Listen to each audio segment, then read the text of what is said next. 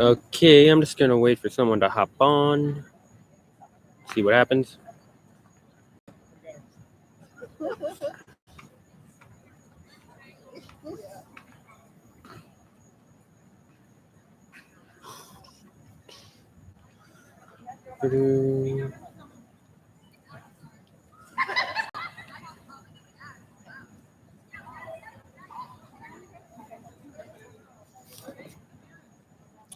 Hello. I'm coming to you live from my college. I have no time to do a live stream today. I got some late classes I got to do, so I'm doing it now. I'm here to talk about some latest album announces, some albums I didn't review that I'm going to cover in the stream. I'm going to talk about divorce country music and its revival that's apparently happening, and my bad takes on country. So let's get into this. So the first thing on the list is Hixtape Volume 2. This is a highly anticipated project coming from singer-songwriter Hardy. Hardy is probably the most in-demand songwriter at the moment for mainstream releases. He's done a lot of work, most notably God's Country by Blake Shelton. That was a co-write between him, Devin Dawson, I believe someone else. And everyone loves that song. I love the song too. And he's been getting into some solo material, and everyone's hyping Hardy up, especially with The Rock, which is considered by many to be one of the best country albums of last year.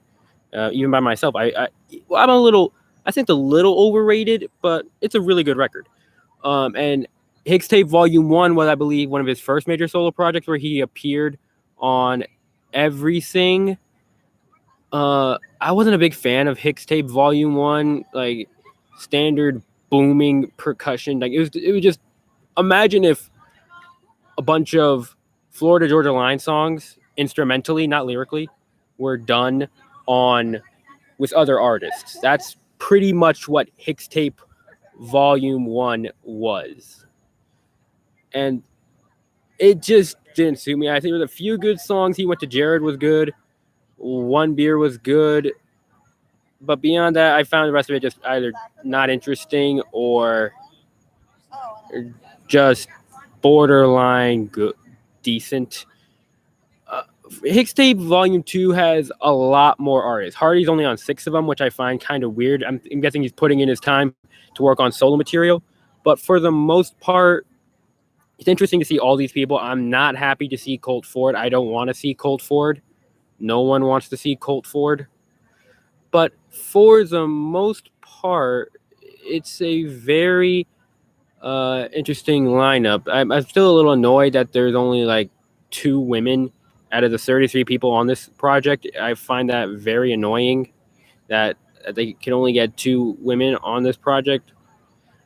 They released Hometown Boys, which is fine.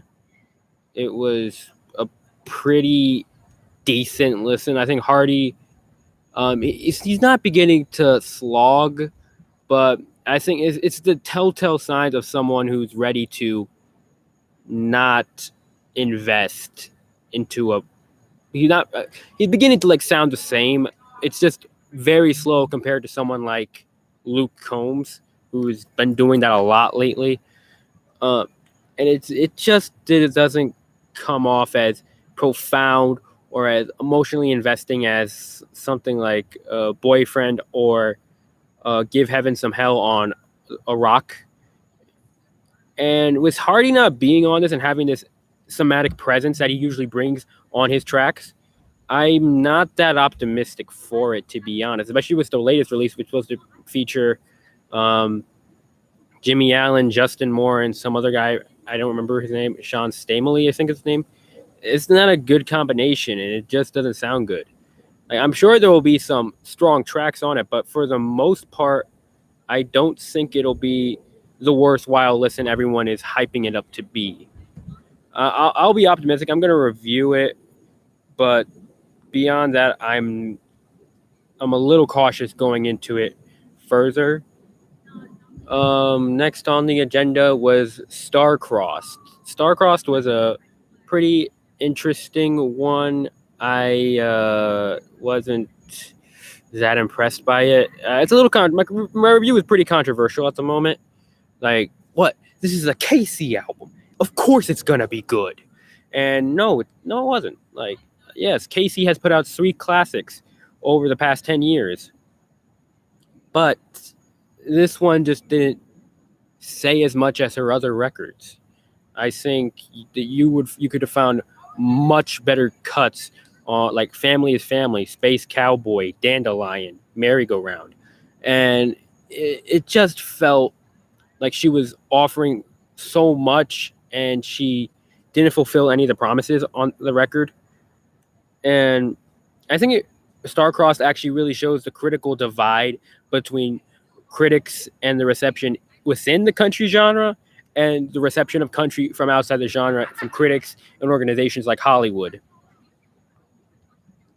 Because people in Hollywood are saying, this is the next country classic. And the people who are saying this, it often feels like you haven't listened to a country record in your life. Like, Star-Crossed, a cult classic, really? It's no. I'd say a rock is more of a cult classic than that. And yeah, I know it's a bit controversial, but what am I going to do? I'm not going to say it's a great album and get a bunch of views and dislikes. I'm expressing my honest opinion. If people have a problem with that, then so be it. But for the most part, Star-Crossed, I think it just shows a disconnection between those who actually listen to country music and those who just listen to it as a side, whatever is being promoted by the Hollywood press or whatever's coming out of LA and Hollywood. And that's what Star-Crossed is being. Like, I'm still annoyed that Casey, of all people, is promoting a pop album as country. Like, I don't have a problem with genre that much anymore, but I saw Casey, of all people, would show respect and transfer out of country, and it feels like she's marketing off it because it won't do as well in the grander sphere of pop music. I don't know. It's a critical miss as a record. If you saw Overshore or Saving Country Music Review, they don't like it that much either. I'm like 90% sure Grady isn't going to like it that much. But yeah, that's really it. What's next on the agenda? The Trace Adkins double album. That was one I was about to review it, and like I was gonna do a review similar to the Brett Young record, but I thought it was tedious. I wasn't saying much, and like there's still not much else to say. There are some really good songs on it, but beyond that, you either at best it's mediocre, and at worst it's just disgusting. Like, Trace Adkins is an artist I'm not that emotionally invested in. Like, his deep vocals weren't as engaging as some other artists with deeper vocals. Like, even Kane Brown, I think, has a more interesting range than Trace Adkins. Well, at least he uses his range more effectively, at least. And it just didn't say much. It felt like Trace Adkins was like acting really young when I don't even know how old he is. He's like in his 50s or 60s. And it sounds like he's trying to be this hip, young, active 20 to 30-year-old, and it just doesn't work. And I just found it pretty poor. Production was whatever. Instrumentally was hollow. And as a whole, I just wasn't that impressed by it. If I had to give it a rating right now, like decent to strong 4 out of 10. Yeah, 59. Like, it's just there's no reason for you to be doing that. And probably the funniest response was on Instagram. I asked some people. I'm gonna get to the country rock one in a second, but it was like, why are my takes on country music bad? And like, I think I've only had a few controversial takes on country music. Like probably the most controversial one I've seen is my Co Wetzel video, which is tying into the whole country rock thing. A lot of people didn't like that. I had to deal with the Co-Bros for that one. And they're just going to shout and pout. They can't really give a logical reason as to what makes Co so special from a punk rock band like Green Day or My Chemical Romance or All Time Low. They can't give a proper answer that says he's much better than them, or let alone better than artists like Florida Georgia Line, Brantley Gilbert, Jason Aldean, when in reality, I don't see much of a difference. Maybe there's a stage difference. I'm sure I've seen a couple live performances of Coe online and compared it to someone like Jason Aldean, who just sits on a stage and does nothing. Like, Coe is an active performer, but I don't think he's a good songwriter. I don't think he has good production taste. I don't think he has a strong set of vocals. And all of those, I don't want to say negative, but weak things just didn't elevate anything he wanted to say on any of his records. But beyond that, even if you think I have a bad take on country music, I'm willing to justify my answer. Like, I'm willing to say what I dislike about it, whether it be the message, the instrumentals, the lyrics, the vocals, and like, I'm willing to do that. So like, then you have people who just say, nope, just because you have all these reasons, these well calculated and explained reasons, your take is still bad. Like, for example, probably like the one I've least said much about is why my disdain for Where Were You When the World Stopped Turning, probably one of the most respected country songs to come out in the past 20 years. On my Grammy ranking, out of the 22 songs, I ranked it 18th. And like, there's some people saying, but it's such an emotional song. How can you even rank it that low? And yeah, I can rank it that low because I don't think it was lyrically impressive. Yes, the legacy of that song is pretty deep, pretty profound, but for the most part, I don't think it was that good. I think lyrically it's a bit choppy. Like everyone said, like how it goes in different perspectives of people on the day of 9/11.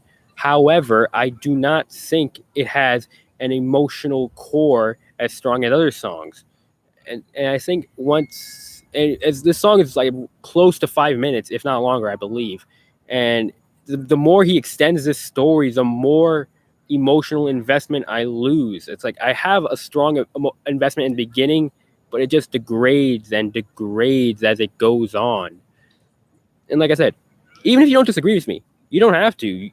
But like, all opinions, all criticisms are valid, even if you like, unless you are doing a statistical criticism based on factual evidence. But music is subjective. Any criticism towards music is valid. Any opinion towards to music is valid. And so, rather than say my opinion or take on the genre is bad, tell me why you think my take is wrong. Tell me in a structural, debatable manner, rather than just saying you're wrong, because I'd rather have a intellectual debate on these tracks or these albums or this artist. And most often I have people who just want to say it's just better. Or it's catchier. And like, catchier music doesn't mean better. Like, Views by Drake is a catchy song, yet it's one of the most monotonous, the most lazy pop jams I've seen in recent years. So if you're going to come at me with saying my takes are bad, back it up. Back up what you think is wrong with the take. Give me a reason, and I'll engage. I may not agree with you, but I'm willing to engage. And unfortunately, you don't see that much lately in a critical sphere. You just have a lot of sheep that'll just go off what one person says or go off what one artist does and praise it and defend it when someone else comes along and says they don't like this. And rather than just mope like a baby or just complain that the take is bad, back up why you like it rather than just saying, I like this and that. Give me a structural reason, because that's the level of criticism that I'm at.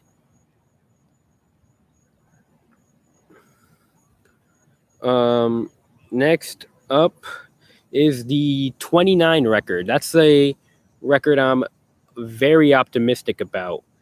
I don't believe it's gonna be as good as the EP. To sum it up, I'm a little afraid of what this album is going to turn out. I believe the original track had, I think it was 8 or 9 songs, I believe. I could be wrong. And this new album comes with, I believe, 15 tracks. And I think it was Miss Loretta was the name of one of the other tracks that came out. It was good, but in terms of the narrative-driven record that 29 was, it didn't add much of anything. And I'd rather have a short, tightly written, to the point divorce album than a very poorly delivered filler. Not poorly delivered, but just filler, because filler can damage the story you want to tell really bad, real quick. And so you want to not have that as much as you can with these narratively driven albums, because that can damage your score and what I think of it real fast. And I'm worried that's what 29 is going to turn into. So, and that goes into my next topic of divorce country music. We're getting a lot of that lately. A lot of divorces happening in country music, influencing a lot of records.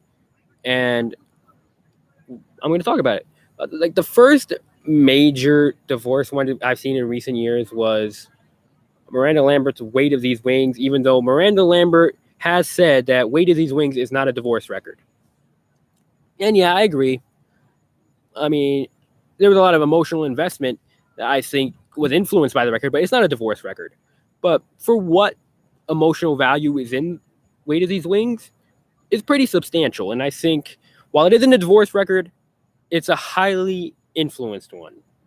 And I think it inspired a lot of emotional integrity in country music again when it was sorely lacking in a lot of key areas. And then the next one that came out, I believe, was my favorite divorce album of all time. You know what it is. The Owl by Zac Brown Band. I adore this record. One of the worst albums of the decade. And it's so good. I can't understand why The Owl is so good. It is such an emotional breakdown of a person that you have to laugh at it. It's just that hilarious with how garbage the music is and how they have one good song right at the end. Like, it makes you think that was intentional. Like, it feels genius at times with how it's structured. Is it a bad album? Of course. But is it a good divorce record? Absolutely. Absolutely. There's like 3 more after that. Gaslighter by the Dixie Chicks was next one. I wouldn't even call it a Dixie Chicks or the Chicks record. I would call it more of a Natalie Maines record. It was mostly Natalie Maines singing throughout it. It was like there were some harmonies with the other two, but beyond that, I don't think it was them.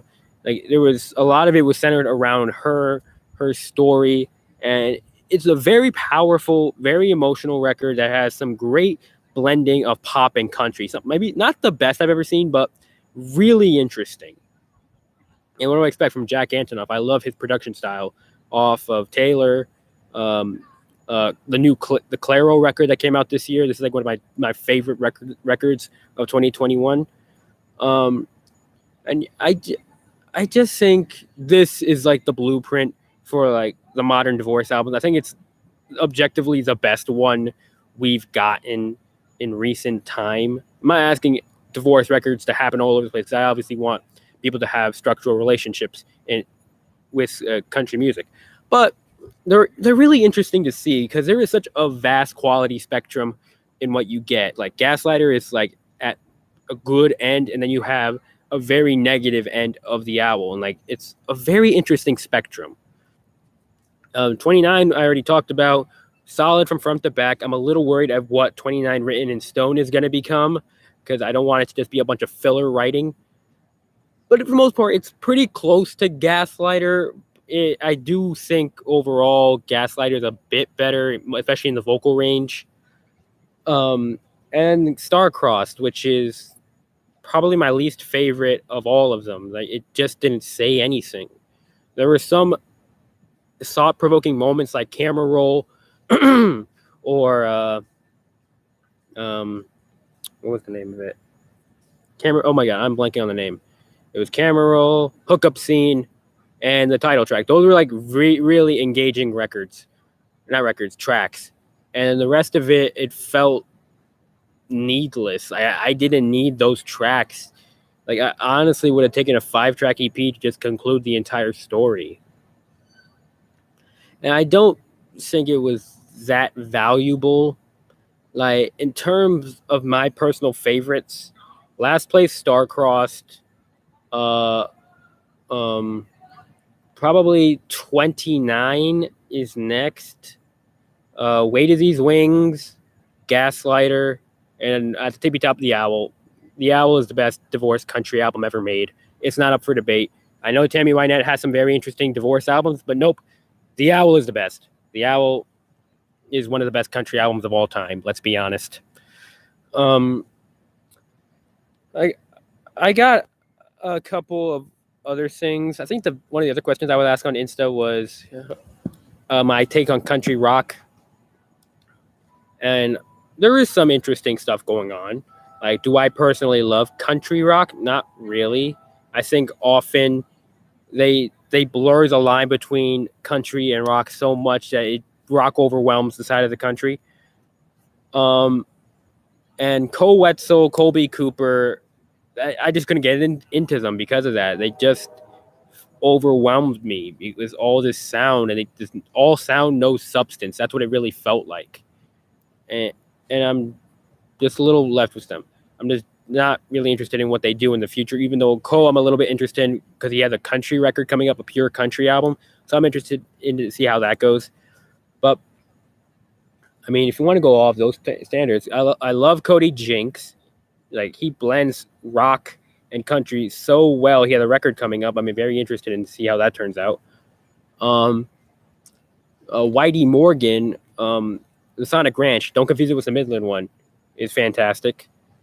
Ward Davis, he had my favorite album of 2020 last year, was Black Cats and Crows, one of the best albums of this new decade.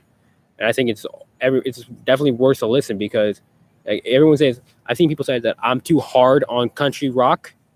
Listen to Black Cats and Crows. It's an excellent genre fusion. Like, Ward gives a phenomenal vocal performance, great blend of the genres, and writing is really raw. Like, I didn't expect it going in on my first listen. I'm pretty sure that's all I got to say.